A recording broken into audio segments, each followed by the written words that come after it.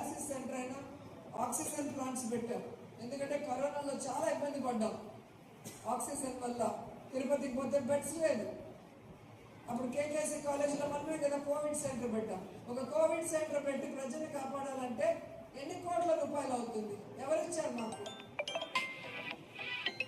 ఈరోజు ఇప్పుడు బ్రావిలు, బియ్యము, మందు ఏ విధంగా దోచుకుంటున్నారో మీరు చూస్తున్నారు.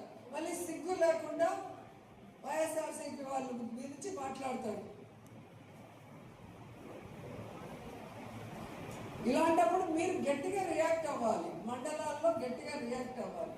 ఎవరు పని చేశారు, ఎవరు పని చేయలేదు అనేది మనం మాట్లాడితే అలాంటి చాతగాని దద్దమ్మలు మాట్లాడటం మానేస్తారు. లేదు అంటే చెప్పిన అబద్ధమే చెప్పుకుంటూ మళ్ళీ ఒక పెద్ద చిన్న లేకుండా ఎలా క్యారెక్టర్ గురించి మాట్లాడతారో మీరు చూస్తున్నారు. అలాంటి వాళ్ళని ఆడవాళ్ళతో కొట్టించాలి. ఆడదాని మీద తల్లికి గౌరవం ఇవ్వడు, చెల్లికి గౌరవం ఇవ్వడు, అపోజిషన్ లీడర్కి నాకు గౌరవం ఇవ్వడు. అంటే పచ్చకామన్నాడు వీడు చేసే యాదవ పనులు అందరు చేస్తాడు అనుకుంటారేమో, అందరి నుంచి తప్పుగా మాట్లాడతాడు. సో వీళ్ళ నాన్న ఈయన ఈ నియోజకవర్గానికి ఈ మండలానికి ఏం చేసినాడు, మా మేడం ఏం చేయలేదు, మీరు ఎలా మాట్లాడతారు? అసలు మీరు ఇంటింటికి వెళ్ళి బాండ్లు మంచి ఈరోజు అన్నీ ఎగ్గొట్టిన మీ మీద 420 కేసు పెట్టాలా వద్దని అడగండి. అప్పుడు నోరు మూసుకొని కూర్చుంటారు. రైతుల్ని మోసం చేసి, మహిళల్ని మోసం చేసి, నిరుద్యోగుల్ని మోసం చేసి ఎవరితో న్యాయం చేస్తున్నారు మీరు? సో మనం ఈ రీకాలింగ్ చంద్రబాబు నాయుడు మేనిఫెస్టో ద్వారా ప్రతి విలేజ్కి వెళ్ళాలి, ప్రతి ఇంటికి వెళ్ళాలి, ప్రతి ఒక్క ఓటర్ని మనం చైతన్యపరచాలి. లేకపోతే మన వెనకే కోతులు తూతూ బాండ్లు ఇచ్చి ఎలా మనల్ని మోసం చేశారో భవిష్యత్తులో మళ్ళీ అదే మోసం చేయడానికి వాళ్ళు రెడీ అవుతారు. సో ఆ మోసం జరగకుండా రాబోయే లోకల్ బాడీ ఎలక్షన్స్లో మనం కట్టడి చేయగలిగితే ఖచ్చితంగా మన ప్రభుత్వం వస్తుంది. ఇక్కడ నేను మళ్ళీ గెలవడానికి అవకాశం ఉంటుంది. మన మండలాలు మనం అభివృద్ధి చేసుకునే అవకాశం ఉంటుంది. ప్రజలకు కూడా మనం సంక్షేమాన్ని, అభివృద్ధిని అందించే అవకాశం ఉంటుంది. లేకపోతే ఈ రోజులాగా అందరినీ మనమే కాదు, మనమన్నా వైఎస్ఆర్సీపీ పార్టీ కాబట్టి మనకి చేయలేదేమో అని బాధపడటానికి కూడా లేదు. వాళ్ళకి ఓటేసినా తెలుగుదేశం, జనసేన, బీజేపీ వాళ్ళకు కూడా వాళ్ళు పంగనామాలే పెట్టారు. వాళ్ళకు కూడా ఏమి ఇవ్వట్లేదు, తెలుసు కదా మీకు. కాబట్టి వాళ్ళకి తన మన లేదు. చంద్రబాబు నాయుడుకి, లోకేష్కి, పవన్ కళ్యాణ్కి వాళ్ళకి అధికారం వస్తే చాలు, వాళ్ళకి కమిషన్లు వస్తే చాలు, వాళ్ళకి ప్యాకేజీలు వస్తే చాలు. వాళ్ళను నమ్ముకున్న వాళ్ళు ఏ గోదాట్లో కలిసినా పర్లేదు అన్నట్టుగా వాళ్ళు ఉన్నారు. పవన్ కళ్యాణ్ తీసుకోండి, ప్రశ్నించడానికి పార్టీ పెట్టానన్నాడు. ఏ రోజైనా ఈ సంవత్సరం 3 నెలలు అవుతుంది మహిళలు ఇంతమందిని రేప్ చేసి చంపేస్తున్నారు. చంద్రబాబు నాయుడు ప్రభుత్వాన్ని ప్రశ్నించాడా? నిరుద్యోగులకు ఉద్యోగం ఇస్తాం, లేకపోతే నిరుద్యోగ వృత్తి 3000 ఇస్తాం, లేదా ఒక నియోజకవర్గానికి 500 మందికి 10 లక్షల చొప్పున ఇచ్చి స్వయం ఉపాధి కల్పిస్తామని చెప్పారు. మరి ఇంతవరకు కల్పించలేదు. ప్రశ్నించాడా?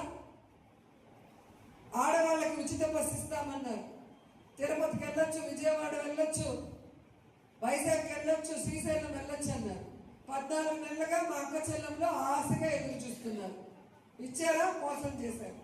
మరి అక్క చెల్లెంలకు మోసం చేస్తే, వాళ్ళ ప్రాణహాని జరిగితే మాట్లాడని పెద్ద మనిషికి పార్టీ ఎందుకు, డిప్యూటీ సీఎం పోస్ట్ ఎందుకు? జగన్మోహన్ రెడ్డి గారిని తిట్టడానికే ప్యాకేజీ తప్ప ఇంకోటి ఉందని నేను అడుగుతున్నా. లోకేష్ ఏ విధంగా రౌడీలాగా, ఒక గూండాలాగా ఎలా రెచ్చిపోయి మాట్లాడుతున్నాడో మనం చూసాం. ఇదే విధంగా మనం లాస్ట్ 5 ఏళ్ళు ఉండింటే తెలుగుదేశం, జనసేన వాళ్ళు ఊర్లలో ఉండుంటారా? ఈ విధంగానే తప్పుడు కేసులు పెట్టి వాళ్ళని లోపల పెట్టుంటే అసలు తెలుగుదేశం పార్టీ అనేది ఉండింటుందా? జగన్మోహన్ రెడ్డి గారు రైతులకు సపోర్ట్గా రాకూడదు. మీరు రైతులకు గిట్టుబాటు ధర ఇస్తే జగన్మోహన్ రెడ్డి గారు ఎందుకు వస్తారు? మీ సొంత జిల్లా చిత్తూరు జిల్లాలో రైతులు రోడ్డు మీద కాయలు పోసేసి ఏడుస్తూ, కొంతమంది రైతులు చెట్లలోనే కాయలు వదిలేసి కూలీ కూడా గిట్టుబాటు కాలేదంటే మీరు పట్టించుకోరు, మీ ఎమ్మెల్యేలు పోరు. ఈ ఎదవ చెప్తాడు భానుప్రకాష్ గారు, రైతులు హ్యాపీగా ఉండాలంట, అందరికి మద్దతు ధర ఇచ్చేశారంట. ఏ రైతుకి ఇచ్చాడో వచ్చి రైతుతో మాట్లాడించచ్చు కదా. సిగ్గు లేకుండా మైక్ పట్టుకొని అబద్ధాలు చెప్తున్నాడు. మొత్తం పోలీసు వాళ్ళు ముగ్గురు ఎస్పీలు వచ్చారు. జగన్మోహన్ రెడ్డి గారు ఎవరైనా కొట్టడానికి వస్తున్నాడా, ఎవరైనా చెప్పడానికి వస్తున్నాడా? మీరు న్యాయం చేయలేదు కాబట్టి ఆ రైతుల్ని పరామర్శించి భరోసా ఇవ్వడానికి వచ్చారు. పక్క రాష్ట్రం కర్ణాటకలో ఎవరిది గవర్నమెంట్? కాంగ్రెస్ గవర్నమెంట్. ఆ కాంగ్రెస్ గవర్నమెంట్ సెంట్రల్లో ఉన్న బీజేపీకి లెటర్ రాసి దాదాపుగా 20 రూపాయల దాకా వాళ్ళు రైతుకు తీసిచ్చారు. మరి మీరెందుకు తీసిలేకపోయారు? కూటమి ప్రభుత్వంలో ఉన్నారు కదా, మరి మీకు వాల్యూ లేదా మోడీ దగ్గర? మోడీ కాళ్ళకు అడిగే పని, తల మీద చల్లుకునే పని తప్ప వేరే పని లేదా జనసేనకి, టీడీపీకి?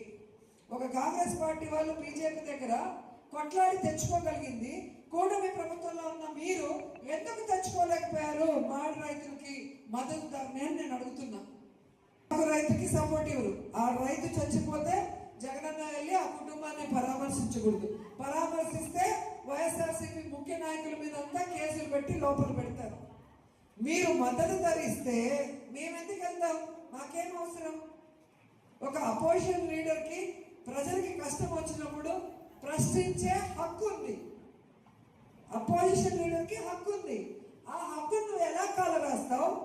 వీళ్ళందరికీ నోటీసులు ఇచ్చి మేము పోకూడదు, పోతే రౌడీ షీట్లు తీస్తామని పోలీసు వాళ్ళు బెదిరిస్తే మీరు ప్రజలకి, ప్రభుత్వానికి జవాబుదారిలా, లేకపోతే చంద్రబాబు నాయుడు, పవన్ కళ్యాణ్, లోకేష్కి జవాబుదారియా?